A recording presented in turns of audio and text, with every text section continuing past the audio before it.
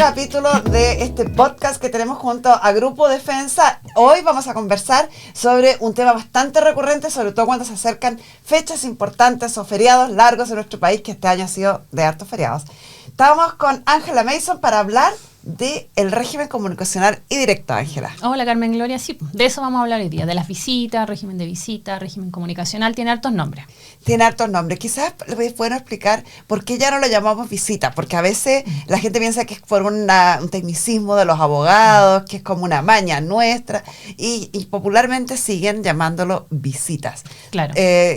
Esto hubo un cambio en la legislación hace unos años atrás para cambiar la denominación, pero además hay un trasfondo bien importante, ¿no? Sí, lo que pasa es que las visitas se entienden como ir a ver a una persona sin mayor compromiso, ¿cierto? Visitar a alguien es algo como muy ajeno. Como un tío lejano. Claro, ¿no? Como la visita del doctor, la visita de un tío, la visita de un amigo.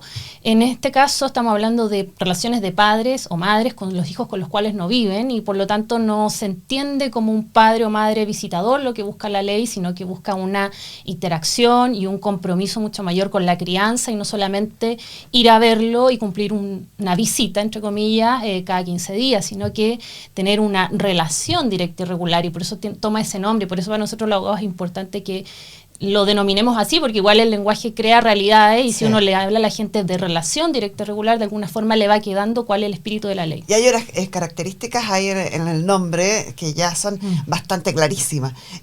Una relación. No una visita esporádica, una relación directa, sin intermediario. Y regular, con cierta periodicidad en el tiempo. Claro que sí. Son muy importantes que se den esos tres requisitos en beneficio de los niños, niñas y adolescentes. En definitiva, esto, como tú bien sabes, es un derecho de los niños, más allá del derecho que obviamente le corresponde al papá o mamá que no vive con su hijo, pero efectivamente debe ser una relación directa, sin intermediarios, sin el otro papá o mamá que tiene el cuidado personal, por ejemplo, o sin otros intermediarios. Y regular es muy importante porque, sobre todo en la infancia, es muy beneficioso para los niños que ellos sepan que tal día, tal fecha, tal hora, su papá o su mamá con el cual no viven va a estar ahí y por lo tanto esa regularidad, esa constancia también es en beneficio de los niños.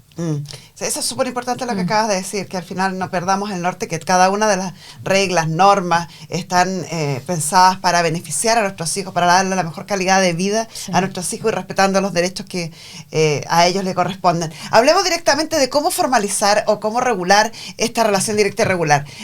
Generalmente cuesta harto hacer entender a la gente que hay que formalizar esto, porque a veces dice, ¿para qué? Si yo estoy súper bien, me llevo súper bien. O también, para ser justa, hay mujeres que dicen, no, mejor no lo formalizo, así cuando quiero se lo paso, cuando quiero lo dejo que lo vea, ¿no? Sí. Pero, sin embargo, cuando alguna de las partes incumple, ahí vienen los problemas. ¿Cómo partimos conversando sobre la formalización? Primeros pasos que hay que hacer. O sea, lo primero es tratar de tener la conversación directa con el otro papá o mamá para llegar a un acuerdo. Siempre lo más beneficioso para los hijos es que los papás se pongan de acuerdo.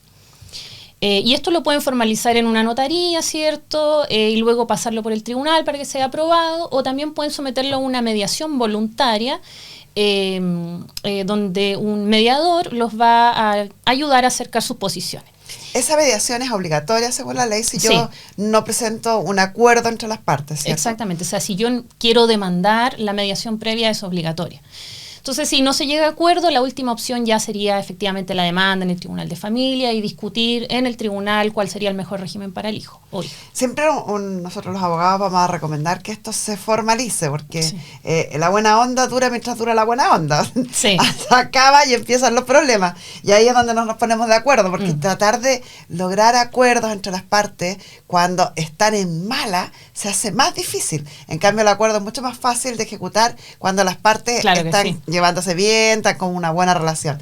Ahora, la forma de la relación directa y regular también es bien variable. La ley no da estricto detalle de cómo debe ser, cuántos días, cuántos sí, porque eso es habitual, esa pregunta. ¿Qué días lo debo ver? ¿Cómo debemos hacer este acuerdo?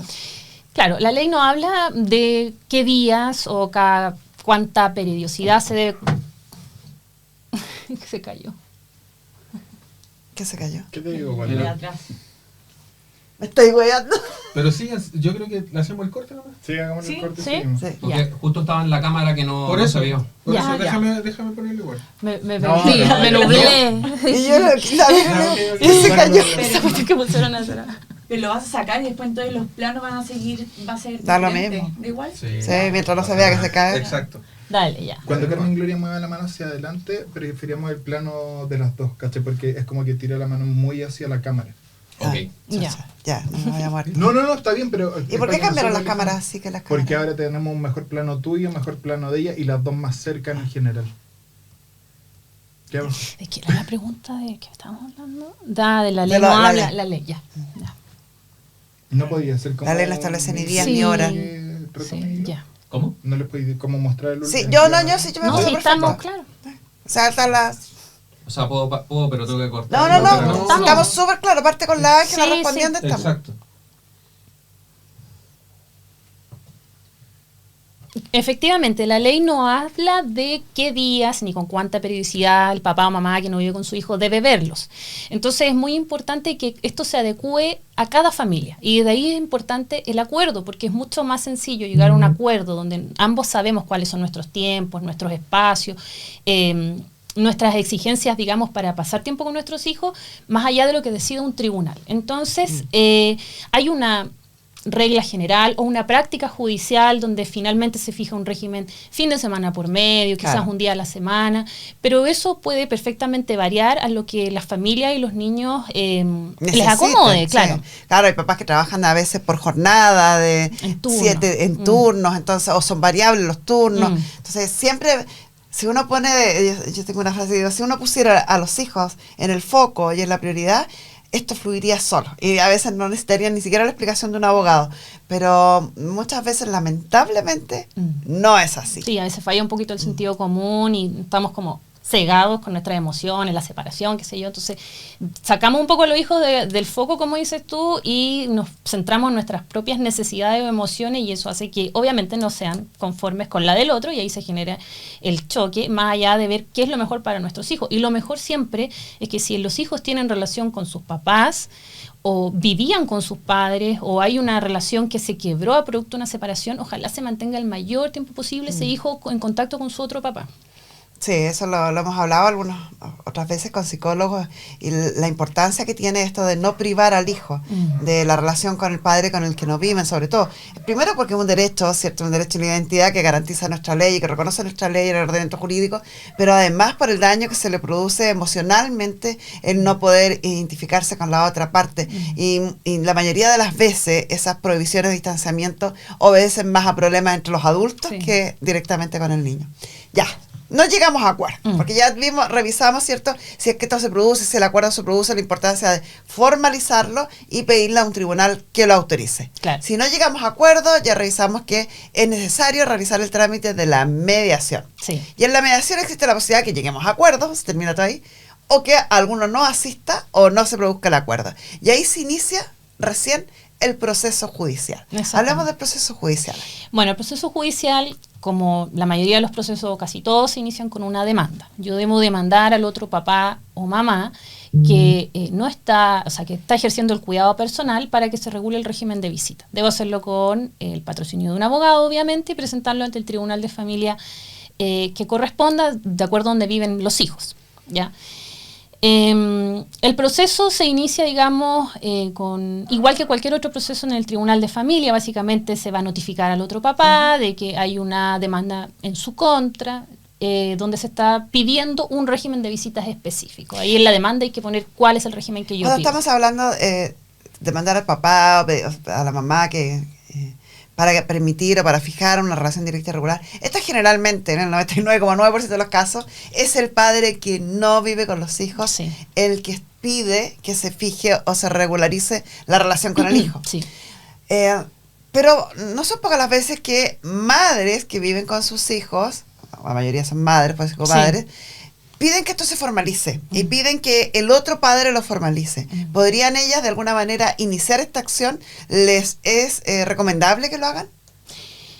En estricto rigor, legalmente, no hay una prohibición o un impedimento legal para que yo como mamá que vivo con mi hijo demande al papá para que se regule un régimen de visita.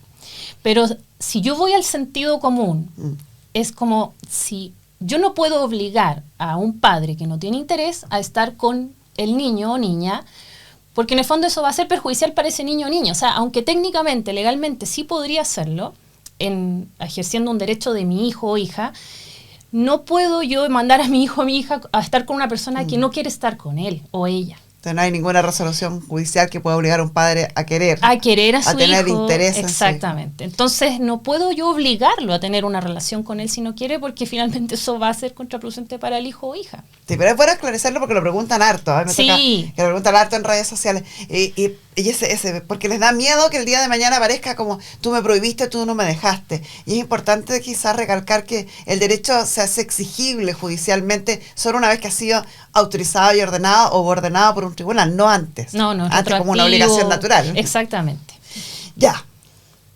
Demandamos al papá, demandamos a la mamá que vive con los hijos, Claro. generalmente, el padre que no vive con los hijos.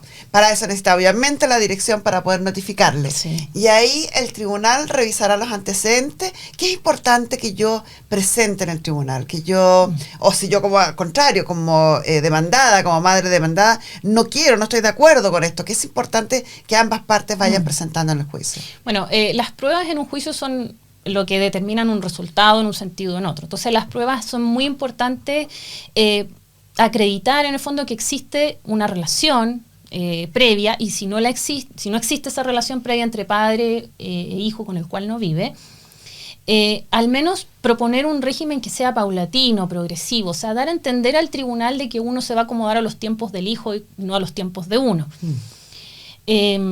Los testigos que acrediten aquello, en el fondo que existe una relación papá-hijo. Cuando los hijos son más grandes y pueden expresar lo que ellos sienten, lo que ellos quieren, escucharlos, también es un derecho de ellos escuchar cuál sería para ellos la mejor forma de relacionarse con su otro Algo que papá. estás hablando ahora mismo, hay otro mito, otra creencia popular bastante arraigada en nuestro país que dice, tienden a preguntar, ¿y cuándo el niño elige con quién vivir? ¿Cuándo mi hijo va a poder elegir? Claro, no, los hijos nunca deciden. O sea, en el fondo, los menores de edad, hasta los 17 años, no toman ninguna decisión sobre lo que van a hacer respecto a su vida familiar o entorno familiar. Se confunde quizás con este derecho que consagra nuestra legislación, que los niños tienen derecho, valga la redundancia, a ser oídos por el tribunal. Claro, claramente. O sea, ellos deben ser escuchados cuando se tratan temáticas que puedan afectarles. Efectivamente, pero la decisión no pesa sobre ellos, la decisión pesa sobre sus padres. Si sus padres no se ponen de acuerdo, será el juez quien tomará la decisión. Pero ellos no toman una decisión. Ya, eso aclarado. Sí. Derrumbado. Derrumbado, no. Muchos me dicen, no, es que mi hijo quiere esto, mi hijo quiere... Bueno, veamos cuál es el trasfondo de aquello, porque a veces hay hijos que no quieren ir a ver a sus padres porque sus padres, no sé, les dan ciertas comidas o porque los acuestan a ciertas horas. O tienen más reglas. O a la inversa, quieren hacerlo porque sus padres no les ponen ninguna regla. Entonces, Claro.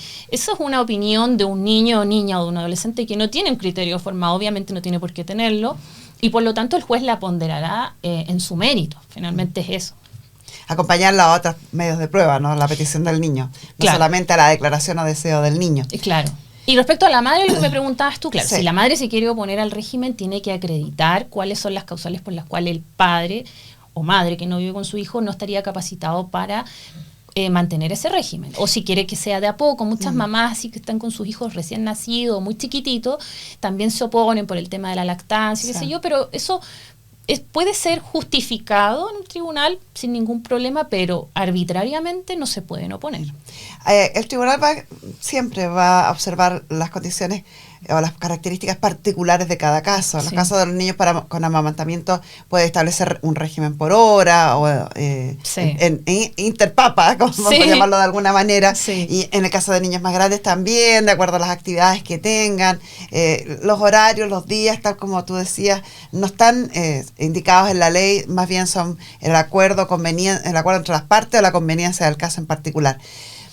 Tenemos las pruebas, tenemos un régimen fijado. ¿Qué pasa si en el futuro yo quiero cambiarlo, modificarlo, restringirlo, acotarlo? Ya. Esa es una buena pregunta porque pasan muchas cosas desde que yo fijo un régimen, ya sea por acuerdo o por sentencia, el día 1. Y hacia adelante las familias cambian, las circunstancias cambian, los hijos crecen. Lo mismo que estábamos hablando, Sí. una guagua recién nacida tomando leche materna no es lo mismo que cuando ya tenga 4 o 5 años y Claro. empieza a caminar. Exactamente. Entonces las circunstancias de las familias van cambiando, los hijos van creciendo y efectivamente yo como mamá o papá, que vivo o no con mi hijo, puedo pedir una modificación del régimen. Puedo llegar a un acuerdo y podemos conversarlo, y si no hay acuerdo en respecto a la modificación, tengo que ir de nuevo a una mediación y ahí demandar por modificación. Modificación que puede ser ampliar o restringir. O restringir, sí, Ya. sí, claramente. La ampliación puede ser justamente por Más lo que días. acabas de decir, más días, o sabes que Más horas. me cambiaron el trabajo, ahora tengo más días libres. Pueden ser un montón de Chiquitito a situaciones. lo mejor no tenía pernoctación o quedarse en la casa del Claro. papá, y más grandecito se puede Eso tener. se da mucho. Sí, se da eso es mucho, que como al el más principio es común. como horas, días, y después cuando ya el niño se adapta, se queda en la casa del papá. Ya. Para modificarlo entonces, o como un acuerdo, y si no, llego al tribunal. Y las circunstancias para aprobarlo que tendrá en cuenta el tribunal son las mismas que cuando Sí. explicaste, cuando lo fijas por primera vez, ¿no? Hay que probar todo lo que uno está pidiendo, Sí. hay que fundamentar las Sí. pretensiones que uno tiene frente a un tribunal. Sí, no es llegar y decir, no me opongo porque me opongo. O sea, puede No haber quiero. oposición, claro, no quiero porque no me gusta, porque no sé. Todo tiene un fundamento y debe ser un fundamento que también sea en beneficio de los hijos. O sea, no Hay un podemos- fundamento que se repite harto, hay que cuesta mucho que la gente dijera, y por eso te lo pregunto. Es que no me gusta la polola que tiene el papá. O no me gusta el pololo que tiene la mamá. Sí. Generalmente cuando aparece una nueva relación Sí. en la vida de uno de los padres, eso complica todo. Sí, sí. Sobre todo en los juicios de cuidado personal Sí. y de régimen de visita. Porque a veces, debo ser súper honesta, a veces cuando aparece un pololo o una polola, las cosas como que se digregan un poco para otras materias. Pero cuando se trata de los hijos, claro, efectivamente, y hay casos bien bullados de que, chuta, a mí no me gusta esa polola. Sí. O como si yo, porque mi hijo está con un extraño, con una Claro. extraña. Sí. Y ahí vienen todas las sospechas.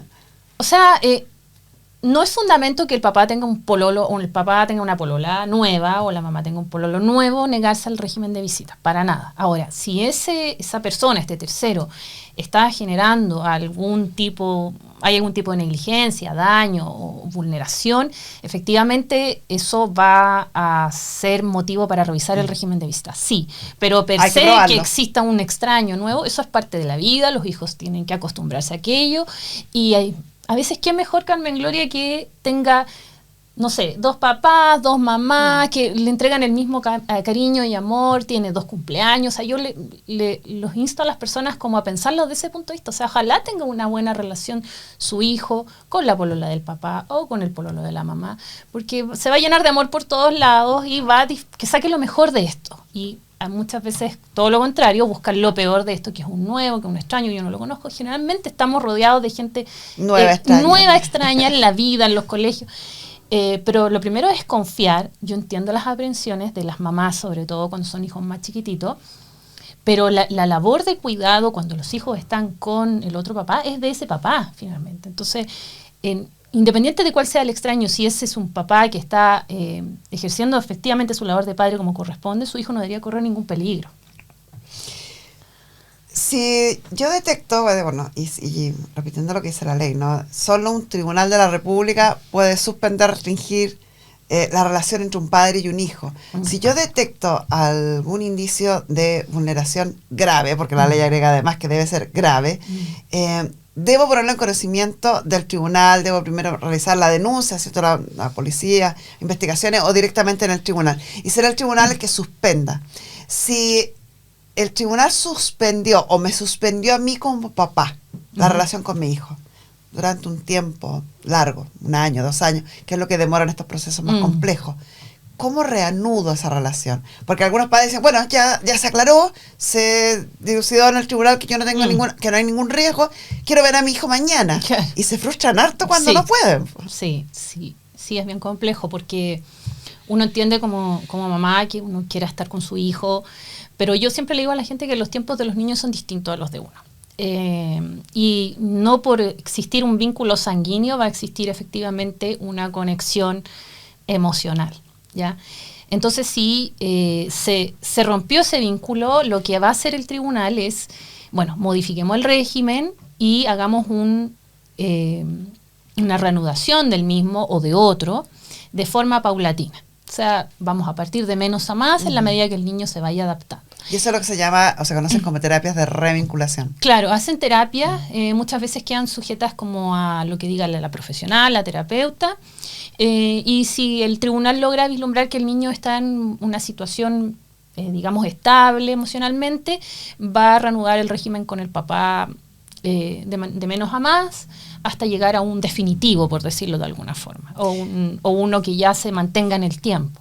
Todo lo que hemos hablado, ya sea de acordar visitas o relación directa y regular, demandarlas, restringirlas, aumentarlas, es un derecho hemos hablado en todo este rato, de los padres. Sin embargo, hay otros familiares en la línea de los hijos que también pueden ejercer o solicitar estos derechos en tribunales, ¿no? Sí, los abuelos, o sea, la ley habla que los abuelos también pueden pedir régimen de visita y se someten a las mismas reglas. Básicamente puedo hacerlo por acuerdo, si no hay acuerdo debo pasar por mediación, luego demandar en tribunales, pedir un régimen y probar de alguna forma cuál es, que mis pretensiones, digamos, son las más adecuadas de conformidad a la situación puntual de ese niño. Porque también hay que decir que hay niños que, por la línea paterna se disgrega un poco la familia, entonces no podemos tener al niño un fin de semana con el tío, otro con el abuelo, otro con el papá. Claro. Entonces lo principal es la relación padre-hijo, y si esa por alguna razón no se está cumpliendo o no hay se puede cumplir, o no se puede a veces cumplir, no existe un padre, a veces no existe un padre, existen los abuelos, ahí obviamente el tribunal va a velar porque el niño tenga relación con su familia paterna, por lo que hablabas tú, finalmente el derecho a la identidad de ese niño que se vea reflejado con su línea paterna, si es que se está solicitando en el tribunal. Me pasa mucho que en este caso quiero puntualizar sobre esto, que me dicen, las mamás me dicen, no, es que él, ya tiene visitas con el papá, por ejemplo. Entonces con los abuelos yo no le voy a dar visitas porque él ya tiene con el papá. Entonces, finalmente, muchas veces el papá no tiene relación con sus propios papás y los hijos quedan, digamos, con una visita solo con el papá, pero no conocen a sus tíos, a sus abuelos, a sus primos, a sus tías, qué sé yo. Entonces, ahí hay que tratar de acomodar a ese niño para que al menos se genere un vínculo también más allá del papá con la familia paterna en sí. Porque a veces los papás son muy solos o no tienen la relación con su familia, entonces la idea es que sea lo más enriquecedora posible la relación con la familia con la cual no viven. Quizás restringirle al papá un fin de semana y hacerlo pasar para la familia, el resto de la familia paterna, pero tienes toda la razón. Ya, revisamos toda la línea, todo el proceso. Ahora pasemos al caso del incumplimiento. Pasemos al otro lado, porque son altísimos los índices de incumplimiento de la relación directa y regular. A veces porque no llegan simplemente los padres a cumplir con este régimen, pero otras veces también porque se les dan excusas impresentables. Quizás partir porque el incumplimiento solo se va a producir una vez que esté fijada la relación directa y regular por un tribunal de la República. Antes no hay incumplimiento propiamente tal. No, antes no hay incumplimiento. Cuando está regulada el régimen de visitas o la relación directa y regular, de ahí hacia adelante, digamos, se hace obligatorio, entre comillas. Y el incumplimiento puede ser tanto del padre o madre que va a ver a su hijo como de aquel que tiene el cuidado personal, y son distintas las formas de abordar cada incumplimiento. Ya no podemos, como decíamos anteriormente, obligar a que el padre vea a su hijo si es que ya no lo quiere ver, por ejemplo, o no quiere tener relación con él, y en ese caso lo que se produce es el derecho, digamos, del padre que tiene el cuidado personal del hijo o de la madre, la mayoría de las veces, es que se suspenda o se restrinja ese régimen porque ya está causando esta irregularidad o esta inconstancia o esta falta de querer del otro papá un daño, obviamente, en su hijo o hija. Ahora es muy importante dejar rastros judiciales de ese incumplimiento o de esa falta de regularidad, porque parece súper cómodo. Si yo no quiero que vea al papá y el papá no aparece, digo, no, problema menos, y me quedo ahí tranquilita. Sin embargo, si yo no he dejado rastros judiciales, podría aparecer en 3 meses más y exigir ver al niño como que nada hubiera pasado. Nada hubiera pasado, sí, pueden pasar meses, años así, y el tribunal no tiene por qué saber cuál ha sido esa dinámica. Entonces, es importante dejar constancia en la comisaría virtual, es muy sencillo hacerlo, pero también ser criterioso. O sea, Si el papá se atrasa porque, no sé, hay un taco, porque hubo Está un lloviendo, como que cuando llueve claro, en Chile queda la escoba. queda la escoba, entonces, claro, o sea, yo no puedo dejar una constancia porque se atrasó media hora, porque lo vino a dejar media hora más tarde, porque en algún momento falló, porque, no sé, una situación de trabajo, situaciones de fuerza mayor. Pero si ya es regular, es la forma de comportarse de ese papá, efectivamente Y hay que principalmente empezar. cuando uno se da cuenta cuando dejan al niño esperando, al hijo esperando. No, sí, eso es muy triste. Eso es terrible. Es sí. muy triste, es muy triste. Entonces ya cuando eso es regular, constante, efectivamente hay que ir dejando las constancias y luego en un momento dado, determinado, ya pedir la suspensión del régimen. Claro, y así mamás tiene como probarle al tribunal cuando este señor aparezca. No, yo creo que se la restrinja porque resulta que hace un año que no También. aparece, 3 meses que no aparece. Sí. A la inversa, si la que incumple es la madre o padre que tiene el cuidado personal del hijo. Llego a la puerta, voy a buscar a mi hijo el fin de semana y no me abren la puerta. Llamo por teléfono y me dicen, no, me vine a la playa, se me olvidó avisarte. No, es que el niño está enfermo, no puedes llevártelo. Claro. No, es que hace mucho frío hoy día, se va a resfriar. Que esas son las Sí. típicas explicaciones que me toca escuchar. Sí. Claro, o sea, si la mamá o papá que tiene el cuidado personal se niega injustificadamente a cumplir con un régimen ya establecido por el tribunal, el otro papá o mamá debe dejar constancia, ahí sí, debe dejar constancia sí o sí, y luego no hay un número de constancia, no son 3, no son 4, no son 8, no. La ley no requiere un número. No hay un número, pero uno puede solicitar con esas constancias en el tribunal la compensación de días. O sea, no me pasaron a mi hijo tal y cual día, quiero que me lo compensen por tal y cuales días. Además de eso, puede solicitar aplicación de multa, beneficio fiscal e incluso arrestos. Pero debo ser súper honesta, los arrestos en régimen de visitas no es lo mismo que pedir arresto por un incumplimiento de pensión de alimentos. Y eso por una razón muy sencilla, porque en definitiva estamos pidiendo arresto de una persona que está al cuidado de un menor de edad. Sí. Entonces, como no es imposible, pero el tribunal lo revisa una y otra vez y cuando ya es constante, Un desacato reiterado. efectivamente ya es como la última opción, señora, cumple, si no la próxima se va a ir. Y en casos más graves puede ser el fundamento también para pedir el cuidado personal de este hijo y También. llegar a perder el cuidado personal. Así que no es tan inocuo no cumplir con esta relación directa y regular, No. porque finalmente hay que entender que lo que se está incumpliendo es una orden de un tribunal de la República. Sí, yo siempre le digo a los papás, en este caso, porque muchos papás se frustran mucho, dicen, yo si no pago la pensión de alimentos me voy preso. Sí. En cambio, ella, si no me pasa a mi hija, no le pasa nada. Yo siempre les digo que tienen que insistir, ser súper catetes en el tribunal, insistir, compensación de días, multa, arresto, cada vez que le incumplan. Porque si usted lo hace una vez, no va a pasar mucho y tampoco va a cambiar la conducta de ella. En cambio, cuando ella sea notificada de una resolución que diga para la próxima puede incurrir en arresto, quizás la conducta de ella pueda cambiar. Entonces, estos son apremios en definitiva. Buscan apretar a la persona para que cambie su conducta. Si Sí, usted y no los hace nada, ella va a seguir con la Y misma los conducta. tribunales además son bien enfáticos en eso, en llamar la atención fuertemente Sí. y explicarles a padres cuidadores que no cumplen Sí. con esta relación directa y regular. Principalmente volviendo casi como en un círculo virtuoso a lo que partió nuestra forma de conversación, porque se piensa y el foco, el centro de las preocupaciones tanto de la legislación en nuestro país como de los tribunales y como debiera ser de los padres, son el bienestar de nuestros niños.